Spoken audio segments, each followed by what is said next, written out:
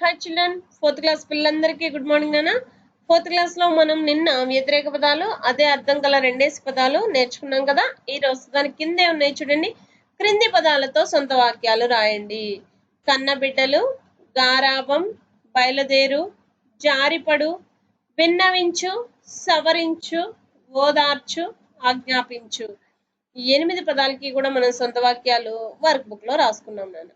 Work book లో చూసుకున్నట్లయితే మీరు 10th రోమన్ క్రింది పదాలతో సొంత వాక్యాలు రాయండి. కన్న బిడ్డలు, చూడండి ఇక్కడ కన్న బిడ్డలు తల్లిదండ్రులను గౌరవించాలి. కన్న బిడ్డలు తల్లిదండ్రులను గౌరవించాలి. గారాబం, మా చెల్లిని నాన్న గారాబంగా చూసుకుంటారు. బయలుదేరు, పిల్లలు పాఠశాలకు బయలుదేరారు. జారిపడు, నేను ఆటలో జారి పడిపోయాను. విన్నవించు, ప్రజలు సమస్యలు అధికారులతో విన్నవించారు. సవరించు, పిల్లల పుస్తకాలలో తప్పులు టీచరు సవరించారు. ఓదార్చు, చెల్లి ఏడుస్తూ ఉంటే నేను ఓదార్చాను. ఆజ్ఞాపించు, పాఠం చదవమని టీచరు పిల్లలను ఆజ్ఞాపించారు.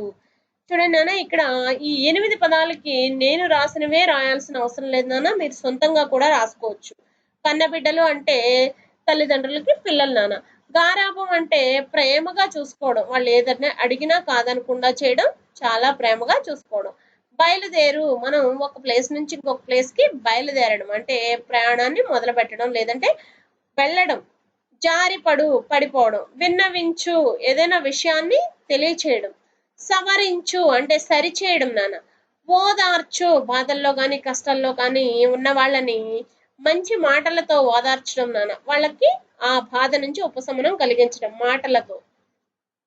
ఆజ్ఞాపించు అంటే ఆజ్ఞాపించడం అంటే ఏదైనా ఒక పనిని చెయ్యమని చెప్పడం నాన్న, అంటే ఈ పని నువ్వు చెయ్యి అని చెప్పడం.